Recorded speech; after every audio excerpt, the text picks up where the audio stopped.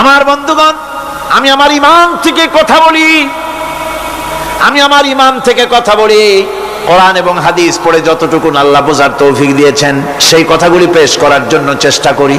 বন্ধুগণ, এদিক ওদিক কোন দিকে না ঘুরে মসজিদে যান, মসজিদে গিয়ে নামাজ পড়েন, আর আল্লাহর কাছে হাত পেতে আল্লাহরে বলেন। সেজদা গিয়া যখন রব্বুল আলামিনের দরবারে কিছু চাইবেন, হুজুরের কাছে জিজ্ঞেস করা হয়েছে, হুজুর, বান্দা কখন আল্লাহর নিকটবর্তী হয়ে যায়?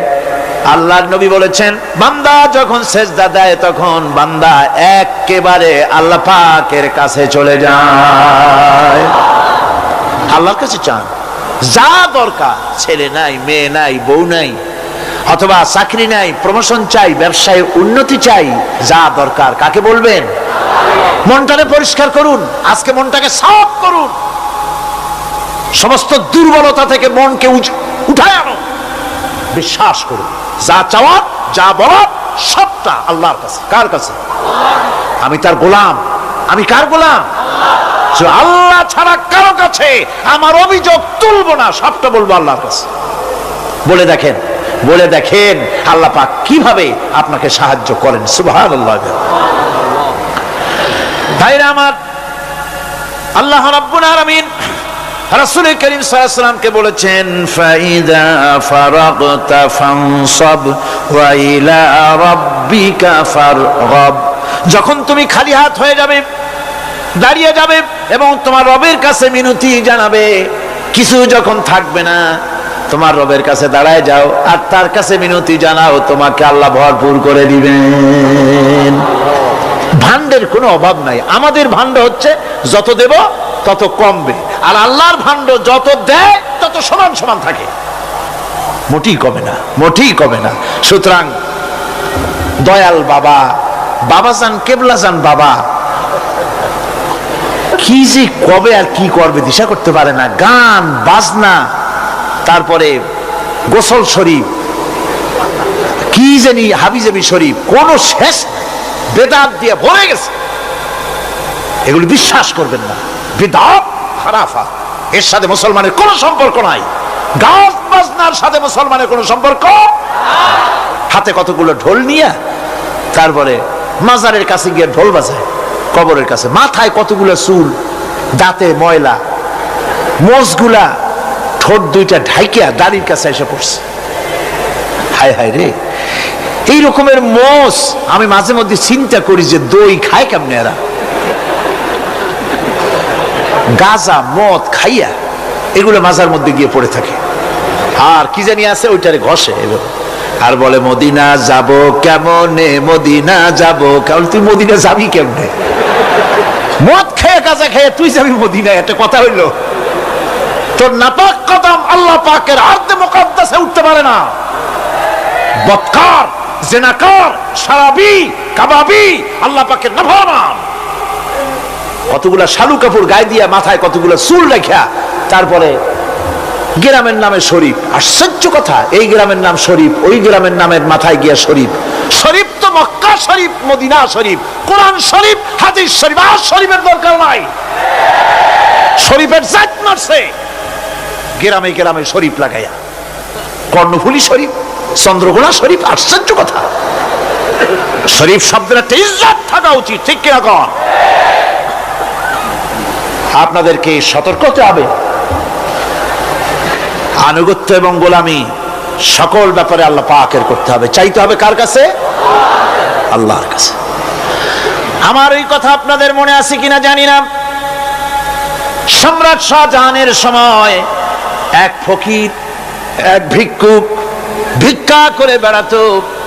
70-80 বছর বয়স হয়ে গিয়েছে। এক লোক বলছে, সারা জীবন তো তোমার ছোটবেলা থেকে ভিক্ষা করতে দেখলাম। সে বলল, মানুষের দেয় তো 2 পয়সা 1 পয়সা, ভিক্ষা ছাড়া করবোটা কি? লোকটি বলল, তোমার একটা পরামর্শ দেই, একদিন সম্রাটের কাছে গিয়ে যে দেখো, একবারে যা দেবে খাইয়া কুলাইতে পারবা না। সম্রাট শাহজাহান কোথায় আছে এখন? দেখো গিয়া মসজিদে আছে। লোকটি মসজিদের বাইরে গিয়ে দেখে সম্রাট একা হাত তুলে বসে আছে, চোখ থেকে পানি পড়তেছে দর দর করে, দাড়ি ভিজে জামায় পড়তেছে। বহুক্ষণ দাঁড়িয়ে আছে। এরপরে সম্রাট তার মুনাজাত শেষ করে বেরিয়ে আসছেন, ফকিরের সঙ্গে দেখা। ফকির বলল আসসালামু আলাইকুম, তিনি বললেন ওয়ালাইকুম আসসালাম রাহমাতুল্লাহ। ফকির রওনা করেছে। বাদশা বলছে, তুমি তো একজন ভিক্ষুক মানুষ বলি মনে হয়, আমার কাছে তো কেউ কিছু না চাইয়া যায় না, তুমি যে কিছু না চেয়েই চলে যাচ্ছ। ভিক্ষুক বলছে, জাহাপানা, সত্যি কিছু চাইতে এসেছিলাম আপনার কাছে, কিন্তু আপনার অবস্থা দেখে আমার জ্ঞানের চোখ খুলে গেছে। আমি দেখতে পেলাম আমি যে সম্রাটের কাছে ভিক্ষা চাইতে আসলাম, আমি তো শুধু তাকায় আছি, আমি তো কান্দি না, বরং আমি যার কাছে চাইতে এসেছি তিনি আমার চাইতে আরো নগণ্য ভিক্ষুকের মতো হয়ে কার কাছে যেন হাত পেতে চোখের পানি ফেলে কান্দে। মনে মনে ভাবলাম, সম্রাট কান্দে যে সম্রাটের কাছে, ওই আল্লাহ ছাড়া জীবনে কারো কাছে কিছু চাইব না। আল্লাহর কাছে চাওয়ার অভ্যাস করুন, তিনি দিতে পারেন, সবকিছু তার আছে। এই বিশ্বাস মনের ভিতরে জমাতে হবে, তাহলেই সত্যিকারের মুসলমান আমরা হব। আল্লাহ পাক সত্যিকারের গোলাম আমাদেরকে বানাবেন, আমরা বলি আমিন। مثل الذين ينفقون أموالهم في سبيل الله كمثل حبة। আল্লাহর রাস্তায় খরচ করা এর দৃষ্টান্ত হলো একটা দানার মতো, যেই দানাটা থেকে 7টা ডাল বেরিয়ে গেল। ফি কুল্লি সুমবালাতিন মিআতু হাব্বা, একটা দানা থেকে 7টা ডাল বেরোলো, এক একটা ডালে 100 করে দানা হলো, সব মিলাইয়া 700 দানা হয়ে গেল। والله يضاعف لمن يشاء والله واسع عليم।